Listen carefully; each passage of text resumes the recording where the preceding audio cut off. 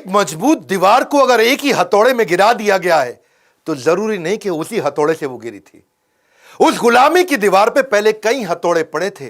आखिरी हथौड़ा जो गांधी नेहरू ने मारा, जरूरी नहीं कि आजादी उन्होंने दिलाई। लाला लाजपत राय, बाल गंगाधर तिलक, भगत सिंह, चंद्रशेखर आजाद, अशफाक उल्लाह खान, उधम सिंह और नेताजी सुभाष चंद्र बोस, इन्होंने कई चोटें मारी थी जिसके कारण वो कमजोर हो पाई और उसी के बाद हमें आजादी मिल पाई। हथौड़े की चोट वो इतनी इंपैक्टफुल थी कि गुलामी की दीवार को हिला के रख दिया। नेताजी सुभाष चंद्र बोस, पहली बार नेताजी शब्द गढ़ा गया, खुद से नहीं बनाया, दुनिया ने कहा। शुरू से शुरुआत करते हैं। बोस, इनका जन्म 23 जनवरी 1897 में हुआ था। कटक जो कि उड़ीसा में है। इनके पिता जानकीनाथ बोस। एजुकेशन इन्होंने यूरोपियन स्कूल से कटक में करी थी। सिक्योर्ड करी इन्होंने सेकंड रैंक 10वीं क्लास में 1913 में, तभी उनका प्रेसिडेंसी कॉलेज में एडमिशन हुआ। एक्सपेल कर दिया गया बाद में उनको प्रेसिडेंसी कॉलेज से, क्योंकि ये थोड़े नेशनलिस्ट थे, एक्टिविस्ट थे। 1916 में इनको निकाल दिया गया। वैसे बता दें आपको, देशभक्ति का जुनून जब सर पे छा जाता है तभी करियर छोड़ के राष्ट्र की सेवा में बड़ा मजा आ जाता है। ब्रिटिश सरकार ने भारत की स्वास्थ्य सेवाओं का बुरा हाल किया हुआ था। इतना बुरा हाल किया हुआ था, इतना नजरअंदाज कर दिया था कि बड़ी बड़ी बीमारियों का अटैक चल रहा था और ये गरीबों की सेवा करना चाहते थे। Plague, cholera, malaria, small pox, chicken pox, influenza, खतरनाक बीमारियां थी। इसी दौरान कोलरा के कारण, कॉलरा मतलब हैजा, उसके कारण लगभग 2.5 लाख लोगों की मौत हो चुकी थी। कई बार कॉलरा लौट लौट के वापस आ रहा था। चारों तरफ महामारी आ चुकी थी। बुरा हाल था। लाशें ऐसे पड़ी थी जैसे मक्खियां भिन बना रही है, मक्खी मच्छरों की तरह लाशें पड़ी थी।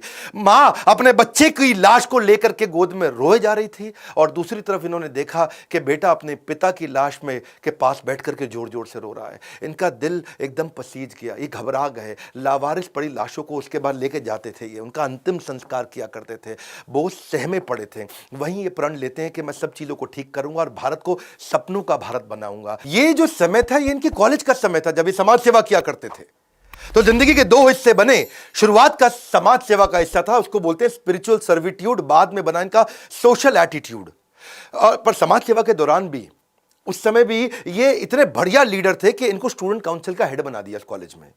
और वहां पे अंग्रेज प्रोफेसर हुआ करते थे और भारतीय बच्चों के साथ बहुत दुर्व्यवहार करते थे। मिस्टर ओ नाम के एक प्रोफेसर थे, स्टूडेंट को बिना बात के, इंडियन स्टूडेंट को पीट दिया करते थे। इतना पीटते थे उनको, तो ये बात जब नेताजी के पास गई तो ये प्रिंसिपल के पास जाके शिकायत करी कि भाई ये क्यों अंग्रेज प्रोफेसर भारतीय बच्चों को पीट रहे हैं, क्यों?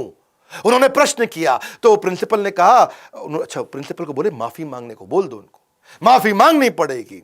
प्रिंसिपल ने कहा यार क्यों माफी मंगवा रहे हो, डिपार्टमेंट हेड है, कोई बात नहीं, ऐसा होता रहता है। नेताजी ने कहा मैं स्ट्राइक करूंगा। कुछ नहीं हुआ, फिर इनको स्ट्राइक करनी पड़ी और जब स्ट्राइक करी तो बात अखबारों में आ गई। अखबारों में आ गई तो उनको आके माफी भी मांगनी पड़ी। लेकिन मिस्टर ओ फिर भी नहीं सुधरे, माफी मांगने के बावजूद नहीं सुधरे। वो कई बार और बच्चों को उन्होंने पीट दिया और इस बार जब उन्होंने पीटा तो बच्चों ने उल्टा पीट डाला उनको। फिर बात जब प्रिंसिपल के पास गई तो प्रिंसिपल बोले आपने पीठ पीछे वार किया है। और नेताजी बोले पीठ पीछे नहीं, सामने से वार किया है, कायर नहीं है हम।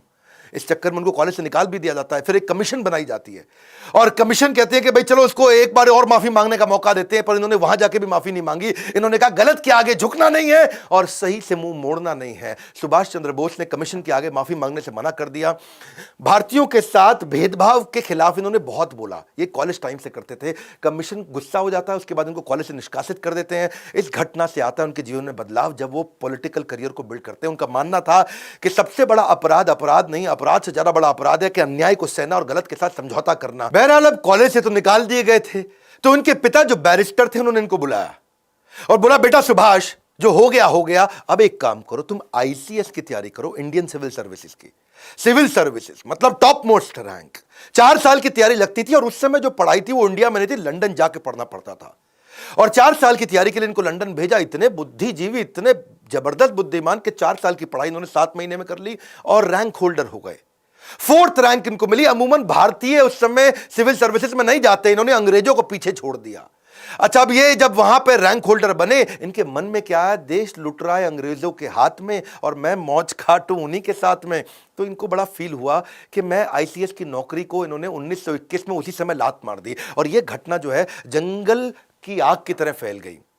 और अब उसके बाद ये आग की तरह फैल गई। अंग्रेज बड़े हैरान हुए कि भाई पहला आदमी भारतीय जो आईसीएस की नौकरी को लात मार रहा है। किसी को विश्वास नहीं हुआ, पहले कभी किसी ने छोड़ी नहीं थी। इनके पिता ने, बड़े भैया ने, सबने समझाया, पर जब राष्ट्र प्रेम का शोला दिल में घर कर जाता, फिर दुनिया का हर सुख फीका नजर आता है।